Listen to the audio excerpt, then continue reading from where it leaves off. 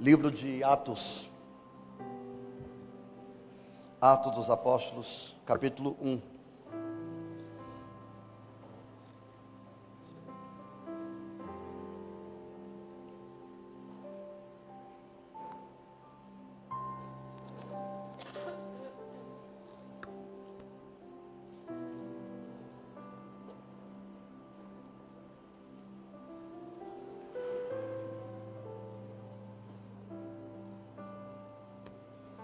Eu vou começar a ler do versículo 1 para nós contextualizarmos, mas a partir do verso 15 é o que de fato nós vamos nos aprofundar um pouco mais hoje.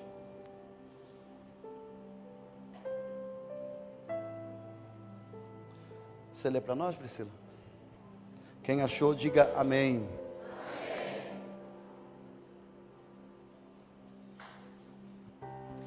Escrevi o primeiro livro, ó Teófilo, relatando todas as coisas que Jesus começou a fazer e a ensinar, até o dia em que foi elevado às alturas, depois de haver dado mandamentos por meio do Espírito Santo aos apóstolos que tinha escolhido. Depois de ter padecido, Jesus se apresentou vivo a seus apóstolos. Peraí. Olha o detalhe disso aqui, lê de novo.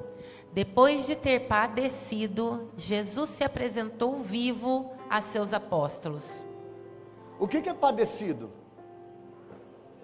O que é padecido? Depois dele ter morrido, no terceiro dia ele ressuscita, e ele apareceu como? Provoca alguém que está do teu lado e diga assim, ele está vivo. Alguém pode dar glória a Deus por isso? Ei, nós não viemos aqui fazer o velório de Jesus. Nós viemos aqui adorar a Ele porque Ele está vivo. Com o reino de Deus. E comendo com eles, deu-lhes esta ordem: não se afastem de Jerusalém, mas esperem a promessa do Pai, a qual vocês ouviram de mim. Não se afaste de onde? Jerusalém. Provoca alguém e diga assim, não se afaste de Jerusalém. Fica em Jerusalém. Não se ausenta daqui não. Isso vai. Porque João, na verdade, batizou com água, mas vocês serão batizados com o Espírito Santo dentro de poucos dias. Então os que estavam reunidos com Jesus lhe perguntaram: será este o tempo em que o Senhor irá restaurar o reino a Israel? Jesus respondeu: não cabe a vocês conhecer tempos ou épocas que o Pai fixou pela sua própria autoridade. Mas vocês receberão poder ao descer sobre vocês o Espírito Santo. E serão minhas testemunhas tanto em Jerusalém como em toda a Judéia e Samaria. Vocês receberão o quê? Poder. Não entendi. Vocês receberão o quê? Poder. Alguém aqui recebeu poder? Lê de novo, Priscila. Volta o 8. Mas vocês receberão poder ao descer sobre vocês o Espírito Santo. Quem tem o Espírito Santo? Levanta a mão. Você tem poder de Deus sobre a sua vida. Pastor, e o que eu faço com esse poder? Para quê?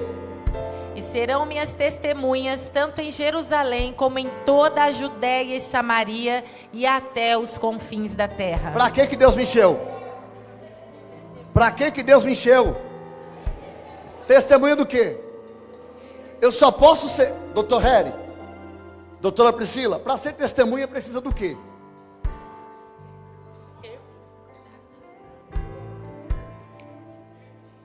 Ter visto. Então a testemunha só serve se ela presenciou ou viveu a experiência. Eu não posso ser testemunha de algo que eu não experimentei, que eu não vi. Nenhum juiz aceita testemunha que não estava, que não viveu ou que não recebeu.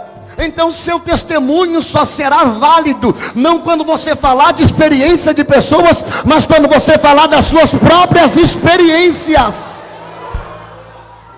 Depois de ter dito isso, Jesus foi elevado às alturas, à vista deles, e uma nuvem o encobriu dos seus olhos.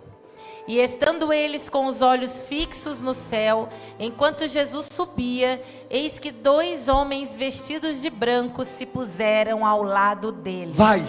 E lhes disseram: homens da Galileia, por que vocês estão olhando para as alturas? Põe força, Priscila. Esse Jesus que foi levado do meio de vocês para o céu, virá do modo como vocês o viram subir. Não, pera.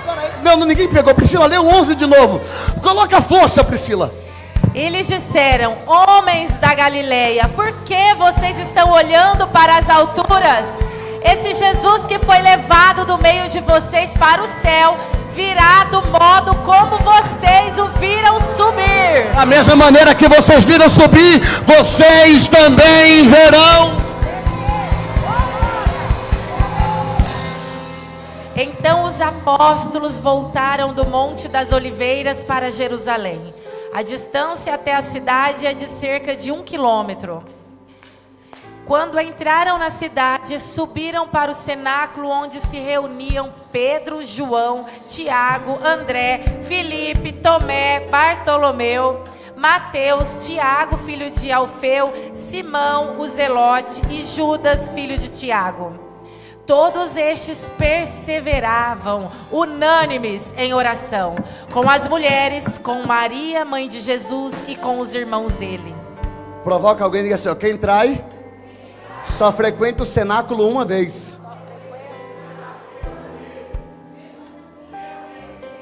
O traidor teve na ceia, mas a segunda vez no cenáculo ele não estava. Porque traidor não recebe a presença do Espírito Santo. Eu falo ou não? Traidor não serve para ser testemunha.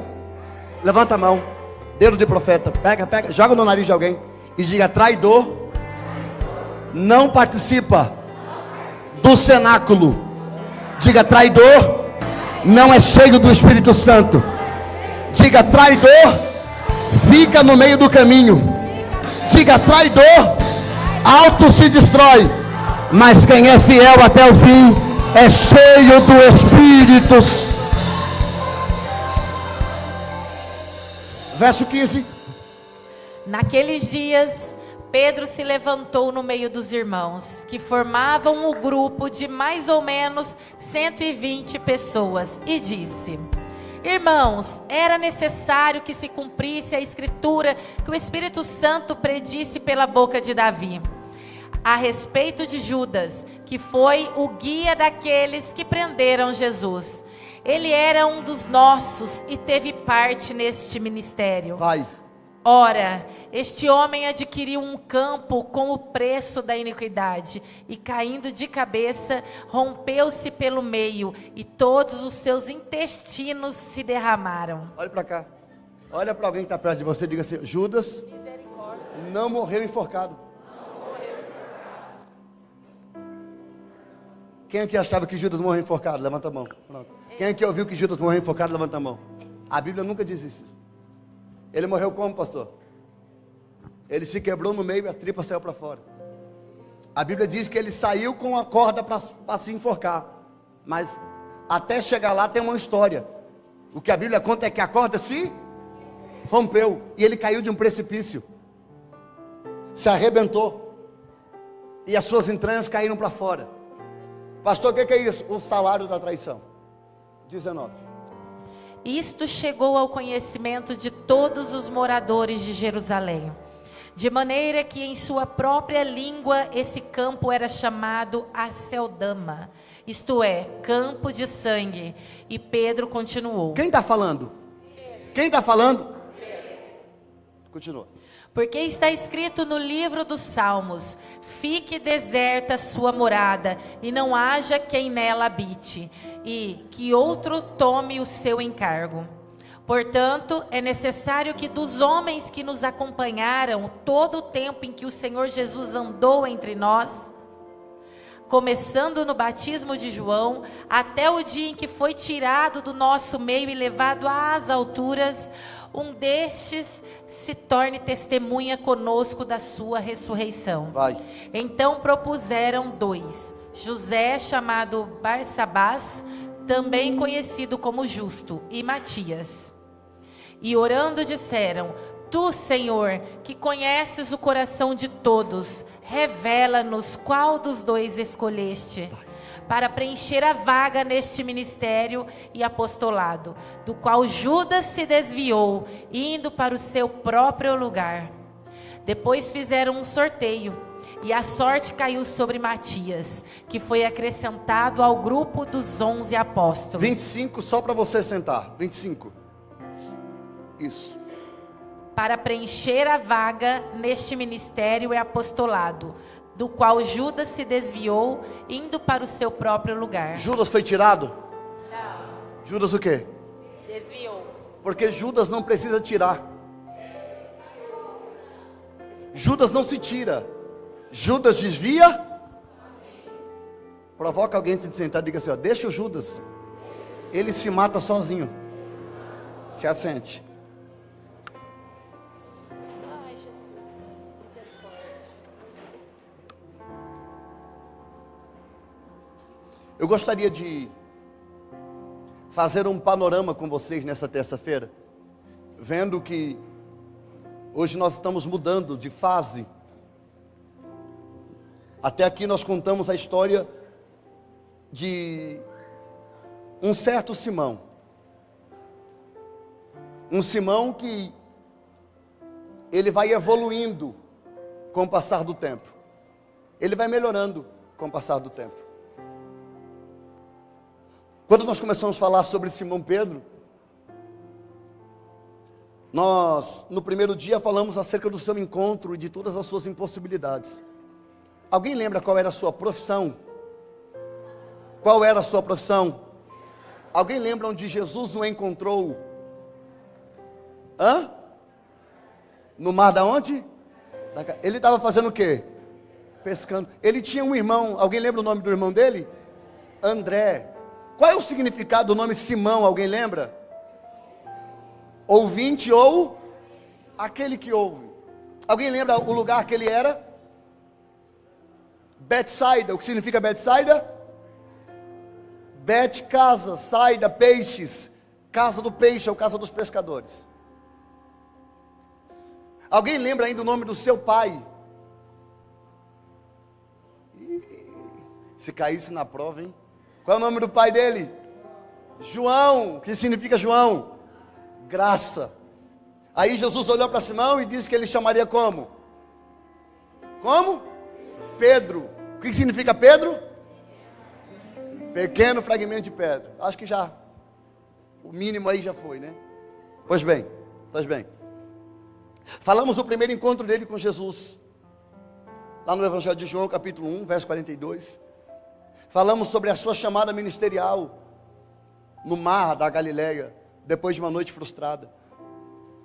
No terceiro dia nós falamos sobre a cura da sua sogra, milagre na casa de quem ouve. Jesus curou a sogra de Pedro. E alguns dizem que é por esse motivo aqui que ele negou Jesus 3 vezes. Brincadeira. Falamos depois sobre a lista, sobre a lista dos apóstolos. E falamos sobre a chamada de Deus não está ligada a quem somos, mas sobre quem Ele é. No quinto dia nós falamos sobre Jesus andar sobre as águas. Falamos sobre 3 tipos de tempestades. Falamos sobre a tempestade que Jesus acalmou, porque foi acordado, e a segunda tempestade que Jesus veio andando sobre as águas. Depois nós falamos sobre a confissão de Pedro. Jesus perguntou quem eu sou, quem vocês dizem que eu sou. Então nós falamos no sexto dia sobre quem é Jesus. No sétimo dia nós falamos quem é você. Porque quando eu descubro quem é Jesus, eu descubro também a minha identidade nele. Jesus vai falar acerca da sua morte no sétimo dia, e Simão Pedro vai repreendê-lo. Esse texto é engraçado. Depois, no oitavo dia, nós falamos sobre a transfiguração. Jesus se transfigurou, se vestiu do corpo de glória na frente dos apóstolos. Pedro também cometeu um grande equívoco em comparar Jesus com Elias e com Moisés.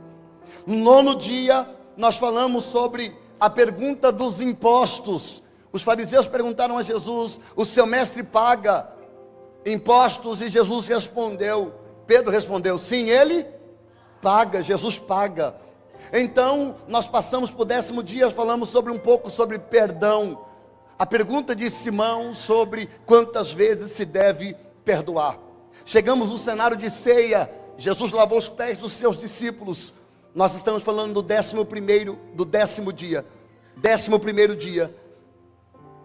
Jesus lava os pés dos seus discípulos e Pedro não consegue compreender aquilo que estava acontecendo. Pedro declara a sua lealdade. Porém, poucos minutos depois, nós sabemos o equívoco que ele comete. 12º dia, nós falamos sobre Simão Pedro dormindo do Getsemane, dormindo no momento que não deveria dormir. Então ele vai agir pelo seu impulso. Então no 13º dia nós falamos sobre Pedro cortando a orelha de Malcom. Quem era Malcom? Era um soldado, não era um soldado? Não, ele era o quê? Um servo de quem? De um sumo sacerdote. Que maravilha. Cortou a orelha. O que Jesus fez? Devolveu a orelha para ele. Então 14º dia nós falamos sobre Pedro ter negado Jesus 3 vezes. E quando ele negou, o galo cantou: Có, Coricó. Aí, foi. Que galo que era aquele? Campanha romana para quê? Troca de turno de soldados. Vocês são maravilhosos, gente. Vocês estão aprovados para ganhar diploma. Olha que bonito. Então Pedro nega. Depois nós falamos no 15º dia sobre ele correr no túmulo. Chegando no túmulo, ele encontrou o túmulo vazio, mas o lenço dele foi encontrado. Então nós falamos 17º dia.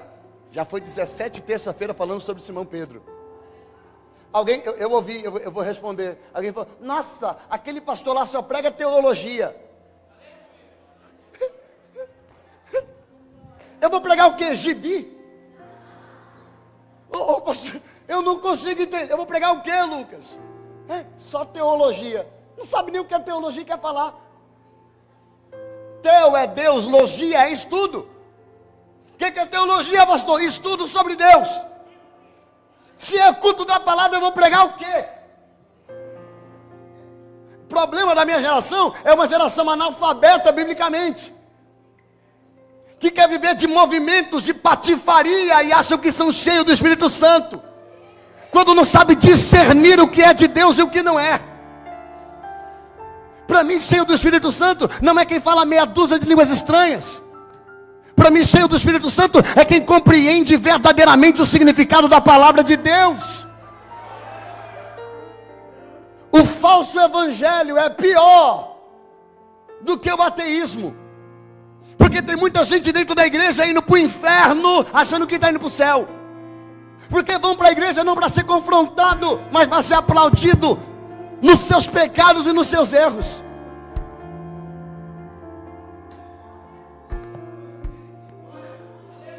Você que não gosta da Bíblia, procura outra igreja. Aqui eu prego teologia.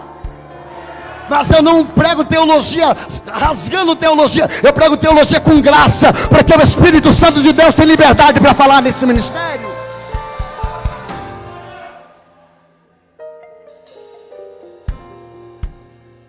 Jesus, quando ele ressuscita, ele vai aparecer primeiro para Pedro. Só relembrando e conectando a última terça nossa aqui. Jesus vai aparecer primeiro para quem? Primeiro para quem? Pedro.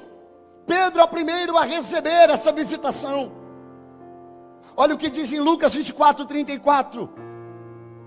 E depois 1 Coríntios 15:5. Lê para nós, Priscila. Os quais diziam: de fato, o Senhor ressuscitou e já apareceu a Simão. Ele ressuscitou e apareceu para quem? Fala comigo. Ele ressuscitou e apareceu para quem? Agora abre 1 Coríntios. 1 de Coríntios capítulo 15, verso 5. Vai. E apareceu a Cefas e depois aos 12. Ele apareceu primeiro para quem? Quem negou? Cefas aqui é Pedro. Alguém lembra disso também? Não. Cefas é a palavra aqui usada no grego koiné. A palavra hebraica, perdão, o grego vai dar Petros. A palavra hebraica para Petros é Cefas. Então Cefas ou Pedro, mesma coisa. Simão Cefas e Pedro, mesma coisa. Então ele apareceu primeiro para quem? Cefas, e depois aos 12. Quem é o líder apostólico? Quem é o líder apostólico? Pedro. Pedro, ele é restaurado e recebe a missão de apacentar as ovelhas. Nós falamos sobre isso, Evangelho de João, capítulo número 21, lá no verso 19, Pedro, tu me amas? Senhor, eu te amo, então apacenta as minhas ovelhas. Cuida daquilo que eu amo, cuida daquilo que é importante para mim, se envolve com aquilo que é meu,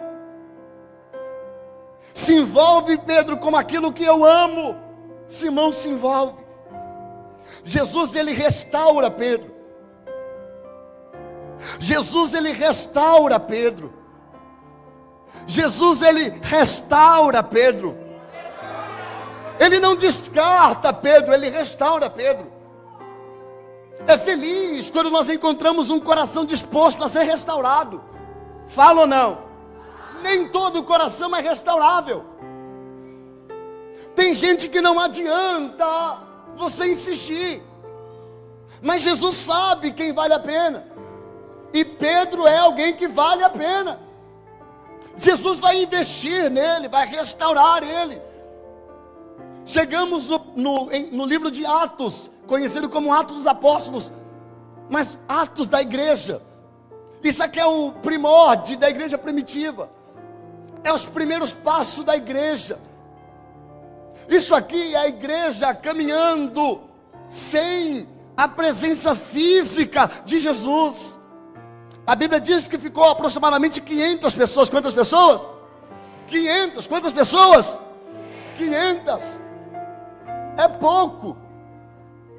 Se for ver bem, é pouco. Porque comendo pão e peixe tinha 15 mil.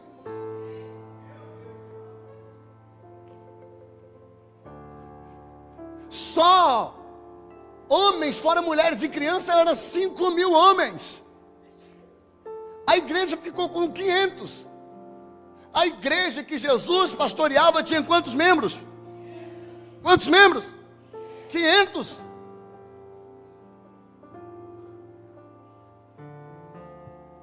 Lucas é o autor, você que não sabia disso, anota. Lucas é o autor da carta, do livro de Atos dos Apóstolos. Lucas escreveu 2 cartas, o evangelho que carrega o seu nome, e os primeiros passos da igreja. Apenas a título de informação, Lucas é grego, Lucas é gentil, e é ele que vai contar acerca dos primeiros passos da igreja. Lucas era um doutor, um médico, que teologicamente falando conheceu Jesus através do apóstolo Paulo. Paulo vai chamar Lucas de companheiro da hora da aflição. Lucas foi o único que ficou do lado de Paulo e cuidou das suas feridas quando ele foi machucado, quando ele apanhou por amor desse evangelho. Lucas vai narrar o capítulo de número 1, vem decorrendo o versículo de número 1 comigo. Ele vai narrando essa história, ele vai ensinando, ele vai orientando, ele vai contando como foi, verso 2 vai passando. Então ele vai dizendo o que aconteceu, como aconteceu, o que houve depois dessa partida de Jesus. Havia uma ordem. Jesus, depois que ressuscitou, ele apareceu vivo, ele comeu, ele bebeu com os discípulos. Ô Léo, ele não é um espírito, ele vivo, tocável, segurava, partia pão. Pergunta, pastor, que corpo é esse? É um corpo glorificado. Pastor, como eu vou entender isso? Espera até ele voltar, que é esse corpo que você vai receber dele. Um corpo glorificado. Aí ele vai dizendo que Jesus apareceu aos discípulos e disse: olha, fique em Jerusalém. Há um endereço para receber. Há um endereço para que possa estar. Jerusalém. Fica lá. Pastor, por que Jesus está mandando eles ficarem em Jerusalém? Você lembra de onde que eles eram? Os discípulos eram de onde? Da Galileia, do interior. Jesus disse: desce para Jerusalém e fica lá. Não saia de lá até que do alto vocês recebam poder. Vocês vão receber o Espírito. O Espírito, ele vai trazer poder. Poder aqui, a palavra que aparece é dinamus. Dinamus é a etimologia da palavra dinamite.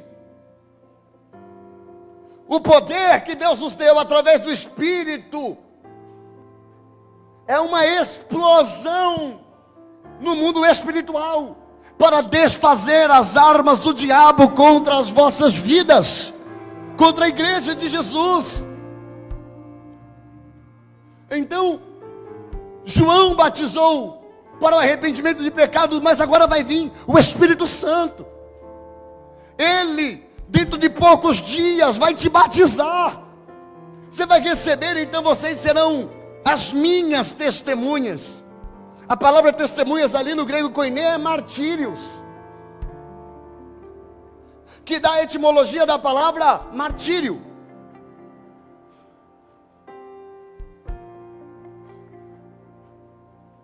Nós recebemos poder para sermos testemunhas, porque a nossa vida será uma mensagem.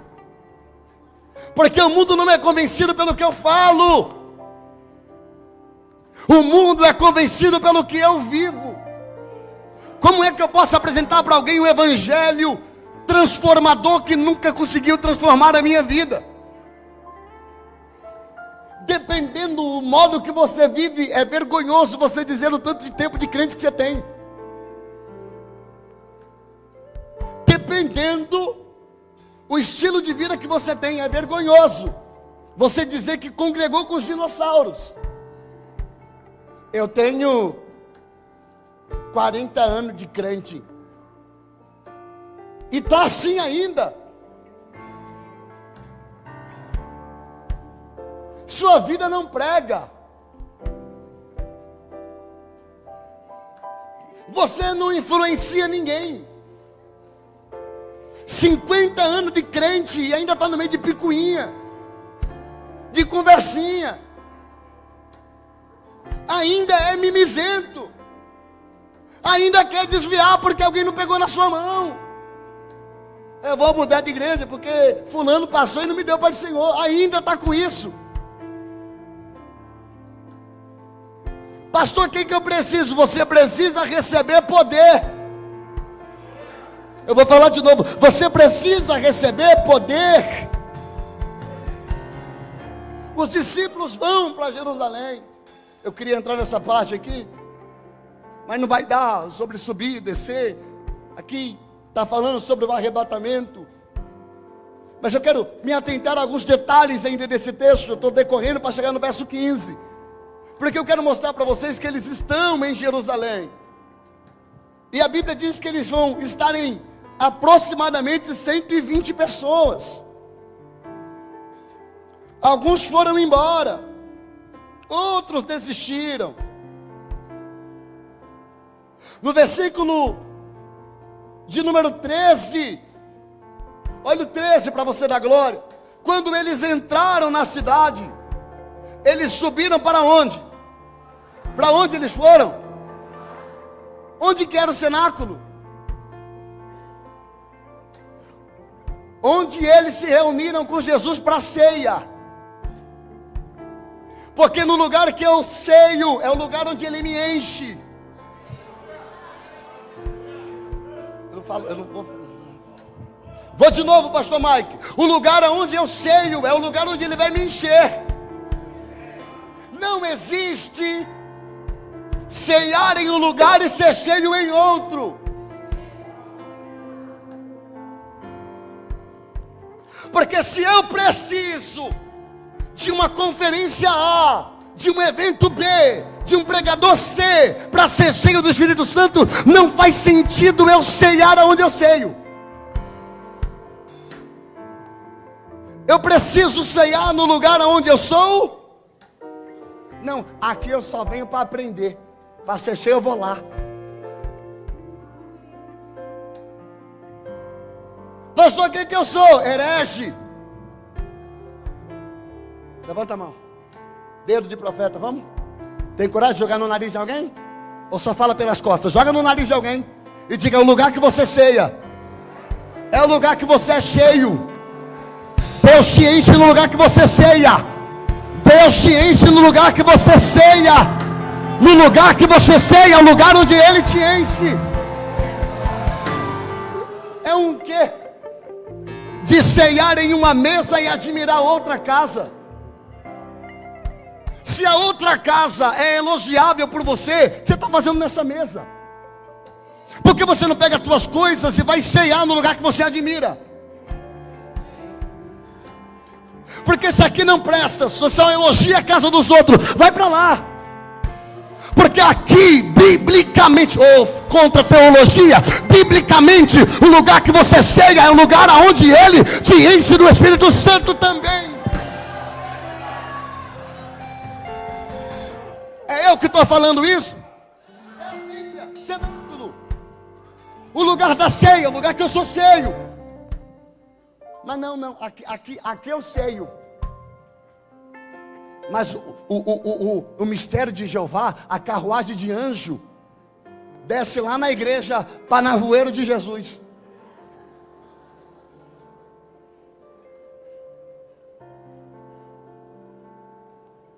E tu tá fazendo o que aqui, cara? Fala comigo, alguém. Grita para eu parar. Não grita. Tá. Jesus mandou eles ficar na onde? No lugar que você ceiou. Te aquieta, rapaz. Tem gente que está esperando outra igreja abrir. Porque as que tem ele não pode voltar mais, porque já queimou todas. O problema, você não percebeu que não é igreja, é você. Você que é o problema. Onde você entra, você dá problema. Então, Simão, fica onde? Fica onde? Jerusalém. Entra para o cenáculo e faz o quê? Ora. Ora, Simão. Ora, Simão. Ora, Simão. Ora. Ora. Olha o versículo 12. Eles estão voltando do Monte das Oliveiras. Coisa linda, cara. É 1 quilômetro de Jerusalém.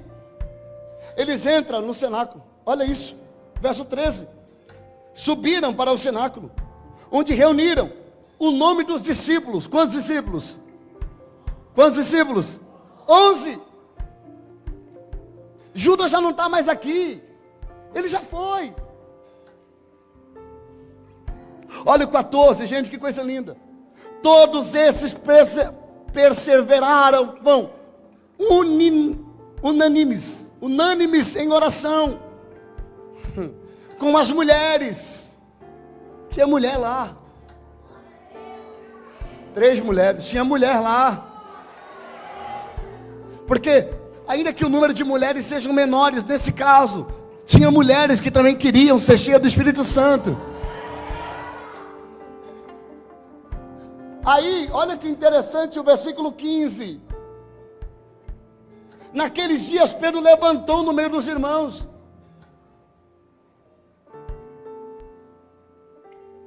Que formavam um grupo de mais ou menos 120 pessoas. Simão recebeu uma igreja com 500 crentes. Da Páscoa até a descida do Espírito Santo, que acontece em Pentecostes, 50 dias vão se passar. Se Jesus ficou 40 dias, eles ficaram pelo menos 10 orando. Isso é conta básica. Jesus ressuscita, aparece 40 dias. O Espírito vai descer em Pentecostes, 50 dias depois da sua morte. Por essa conta, 10 dias de oração.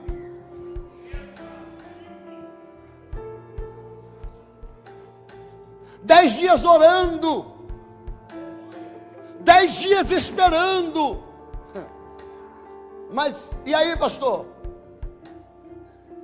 380 pessoas foram embora.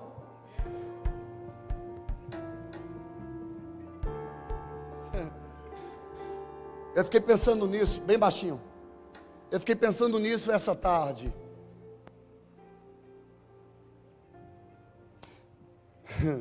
Eu quero levar você no meu pensamento, pelo menos tentar.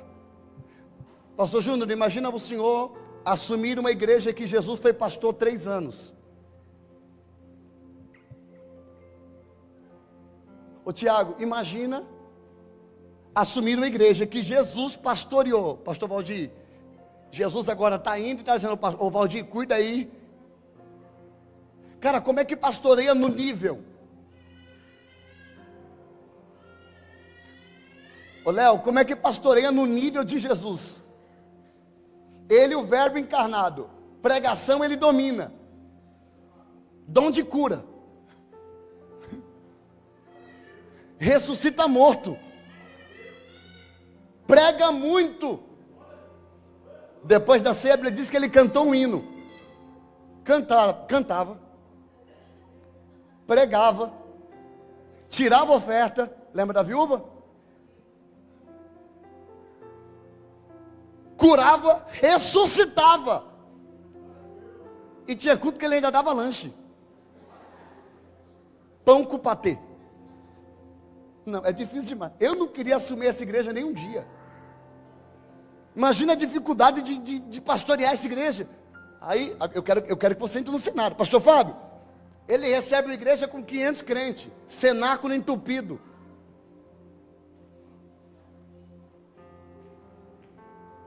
Porque tinha 500, mas nem todos estavam ali para o mesmo propósito. Alguns eram só empolgados. E a empolgação acaba. Quem não caminha por propósito desiste do caminho. Vou de novo. Quem não caminha por propósito desiste do caminho. Eu vou pela terceira vez. Quem não caminha por propósito desiste no caminho. Provoca quem está do outro lado e diga assim: os empolgados vão ficando para trás. Alguém aqui já assistiu Maratona São Silvestre? Alguém já? Nem na televisão, nada. Você já percebeu? Você já viu a largada da São Silvestre? Já viu a largada das maratonas? Nós temos corredor aqui, o Leandro. Tá, eu vi a esposa chegando sozinha, acho que ele não está aí. Está aí o Leandro? Tá não, né? Vê uma pessoa correndo, vê um corredor correndo, a largada como que é? Na largada tem o Batman, o Coringa, Super-Homem, Mulher Maravilha, o bêbado, que viu um monte de gente e disse: eu vou também. É ou não é? Um de chinelo, o outro nem sabe o que está acontecendo. O outro vai fantasiado de Bob Esponja. Quando dá a largada, sai todo mundo.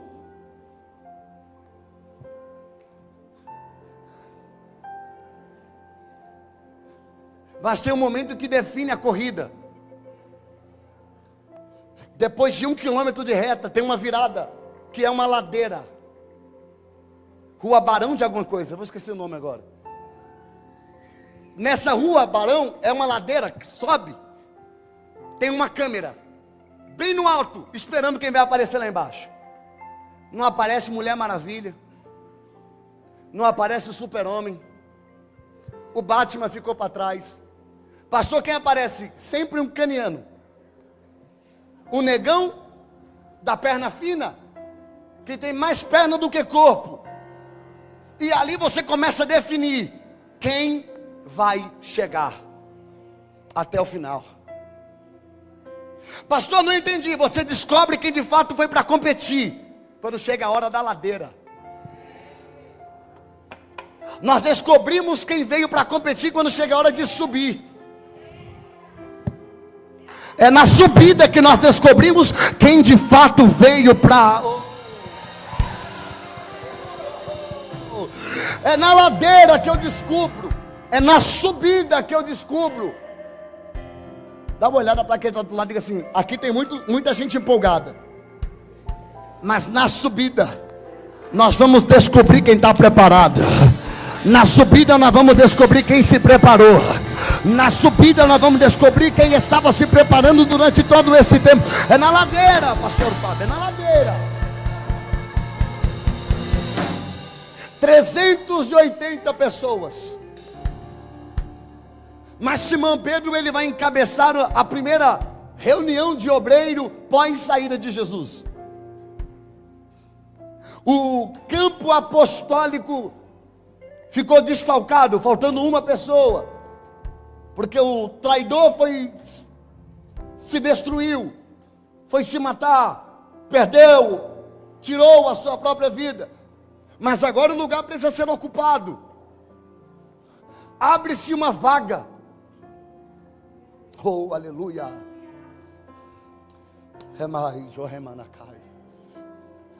O time estava fechado, mas agora abriu-se uma vaga. Porque no reino de Deus é sempre assim. Sempre abre uma vaga. Eu vou tentar de novo isso aqui. Pastor Valdir, sempre abre uma vaga. Sempre abre um espaço. Quem vai conduzir esse conselho pastoral é o pastor Pedro. Matias vai entrar. Matias vai ser direcionado. Chegamos ao capítulo de número 2. Eles estão orando. E se cumpre o dia de Pentecostes. E estavam todos reunidos no mesmo lugar. Estavam todos reunidos no mesmo lugar. Estavam todos reunidos no mesmo lugar. Pastor, quantas pessoas estavam lá? Quantas pessoas? 120 pessoas. Quantas pessoas? Tinha quantas? Quantas foram embora? Eu fico pensando, permita-me conjecturar, a pressão psicológica do pastor Pedro. Olha a maturidade quando chega. Fabrício, ele está orando. Lembra que no Getsemane ele dormiu? Jesus estava lá e ele dormiu. Agora Jesus não está mais. Porque tem hora, pastor, que eu tenho quem ore por mim. Eu ouvi o meu Deus sozinho aqui também. Mas tem hora que Deus diz assim, ó, ninguém vai orar por você. Você vai orar por você mesmo. Simão está orando. 120 pessoas estão orando. E eu quero colocar o tema na mensagem e já começar a partir para o final. Tem horas que você ganha perdendo e perde ganhando. Pastor, não entendi. Tem hora que você jura que está ganhando, mas está perdendo. E tem hora que você jura que está perdendo. Andar com Jesus é ter que aprender. Ganhar perdendo e perder ganhando. Levanta a mão direita. Pega o ombro de alguém que está perto de você. Diga assim, andar com Jesus é ganhar perdendo e perder ganhando.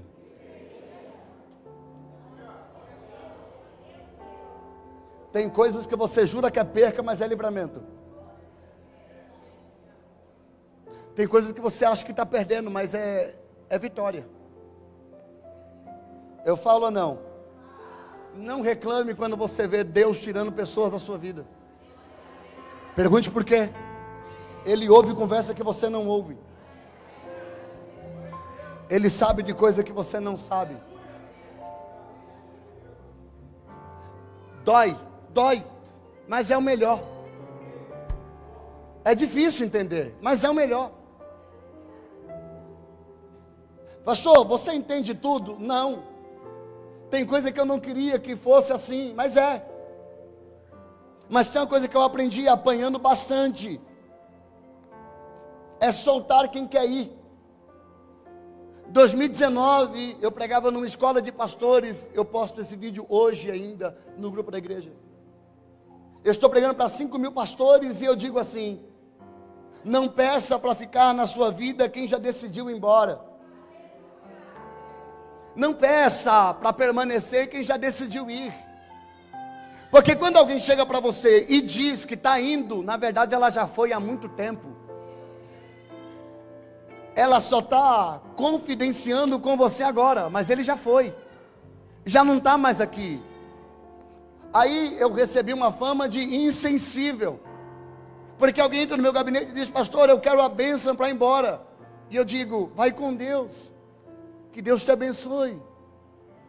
Que o Senhor lhe carregue. Que você seja próspero onde você for. Pastor, você não vai pedir para me ficar? Eu nem mandei você embora. É você que veio falar para mim que está indo. Eu vou pedir para você ficar para quê? Se eu pedir para você ficar, você vai ficar para me dar trabalho. Você já não concorda com muita coisa há muito tempo. Teu coração já saiu daqui. E por bem da sua alma, vai. Não seja um problema para mim. E não me deixe ser um problema para você. Pastor, você está me mandando embora. Não, eu nunca te mandei embora. Mas é perceptível a sua insatisfação com esse ambiente. Pastor, mas o Senhor é insensível. A Bíblia diz que o bom pastor dá a vida pelas ovelhas. Eu não sou bom pastor. Eu sou ruim. O bom mataram ele. O que sobrou foi nós aqui, falhos. Eu mudo essa mensagem se você mostrar para mim o pai do filho pródigo pedindo para ele ficar. O pai não disse: filho, eu aumento a tua mesada, fica, foi isso? Não, fica que eu vou te colocar como líder. Fica que eu vou te ungir no final do ano. O que o pai disse?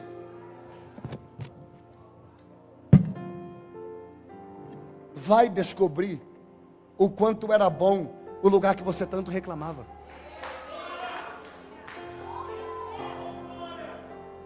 Vai. O que te prende? Vai. O que não dá? Não dá para você ficar aqui morrendo, porque eu já não sirvo para ser teu pastor. Você não ouve Deus através da minha vida. Deus não pode te corrigir através de mim, porque é indireta.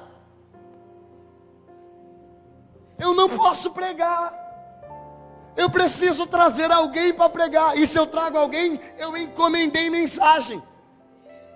Está impossível ficar aqui. Não é eu que não te quero, é você que não cabe mais nesse lugar. Tem alguém comigo para dizer amém? Eu já ouvi cada coisa em gabinete que é um absurdo. A pessoa chega e me diz: pastor, eu estava orando. E Deus falou para mim que o meu tempo aqui acabou. Hã? Então, não entendi. Meu tempo. Não, Deus não falou nada. É você que não quer ficar. Vai. Essa aqui é boa, pastor Fábio. Pastor, a nuvem andou. Oi? A nuvem andou. E eu, que nuvem? Andou para onde, gente? Não, Deus falou para mim que a nuvem andou. Falei, eu não estou entendendo. Não, é para mim ir. Falei, mas de que nuvem você está falando? Pastor, a Bíblia diz que tinha uma nuvem. Você vai pregar para mim, Êxodo 3? Não precisa. Esse texto eu conheço. Mas se a nuvem foi, e nós aqui? Lascou. Não, lascou, Priscila. A nuvem foi, ficou todo mundo aqui. Deus só queria ela. Vai, porque agora o teto vai cair. Não é mais bonito dizer: eu não quero mais ficar aqui. Quantos aqui estão presos? Quantos aqui estão presos? Quantos aqui estão aqui porque se eu sair daqui eu vou pagar o preço? Para de loucura! Está vendo a falta da teologia? Briga com a teologia, mas fica fazendo besteira.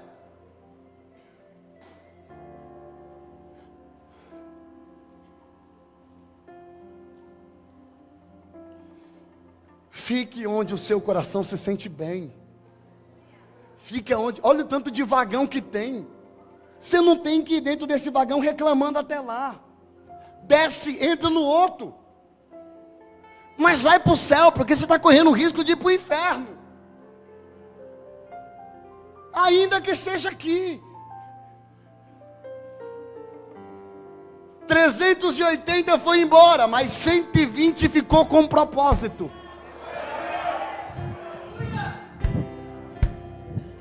O dia que nós descobrimos que o reino de Deus não é quantidade, mas qualidade. Vou de novo. O dia que nós descobrimos que o reino de Deus não é qualidade, não é quantidade, é qualidade. Eu vou ver se alguém pula dessa cadeira. Tinha 32 mil do lado de Gideão, mas Deus disse: não, nem todo mundo está no propósito. Manda os covardes, mentirosos voltar para trás. Volta! Sobrou quanto? 300? É com esses. Eu vou de novo, é com esses. Porque Deus não trabalha com quem vai, Deus trabalha com quem fica. Eu vou de novo. Alguém vai dar glória e vai ficar me olhando. Deus não trabalha com quem vai, Deus trabalha com quem fica. Pastor, e o que acontece com quem fica? Com quem fica, versículo de número 2. De repente, ouve-se do céu um som como de um vento vermente impetuoso, e encheu toda a casa onde estavam assentados. Toda a casa onde estavam assentados. Toda a casa.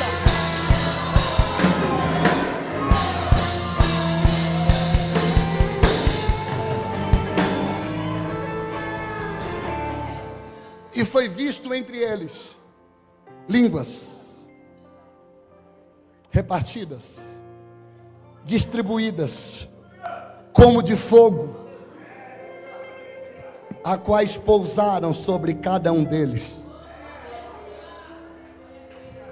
E todos ficaram.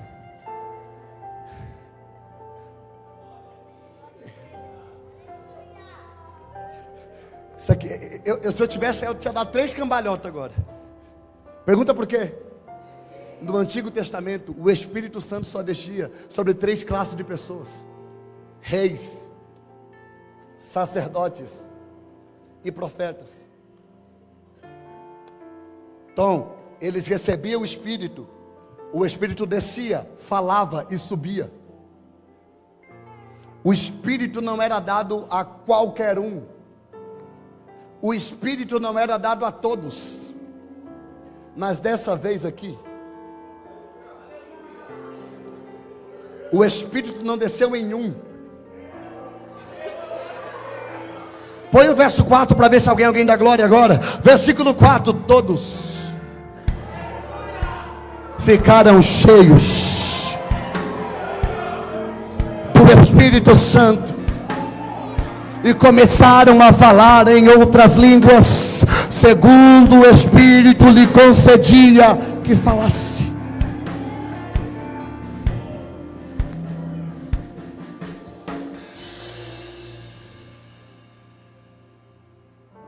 A línguas do capítulo de número 3. Olha o 3.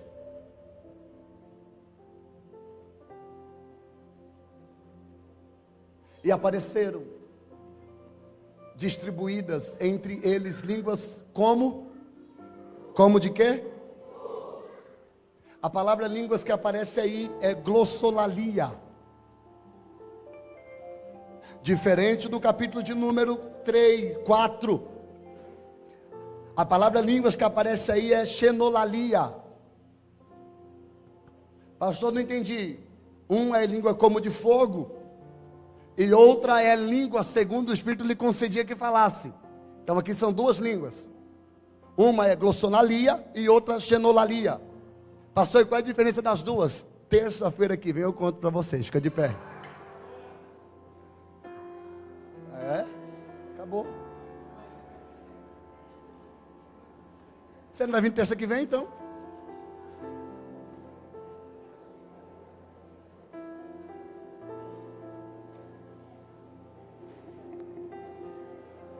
Ah, pastor, eu vou para o Google, vai lá. Pega as heresias que tem lá. É melhor vir vazio mesmo. Se enche de coisa certa. Me perdoe, meu amigo William. O William veio lá de Santa Fé do Sul para cultuar conosco aqui. Olha que maravilha. Grande pregador da palavra. Eu quero falar na terça que vem sobre línguas estranhas. Vai ser um cultaço. Pastor, eu que não vou vir. Eu vou. Alguém vai vir e diz amém. Amém. Coloca a mão no teu coração. Pai, aqui está a tua igreja.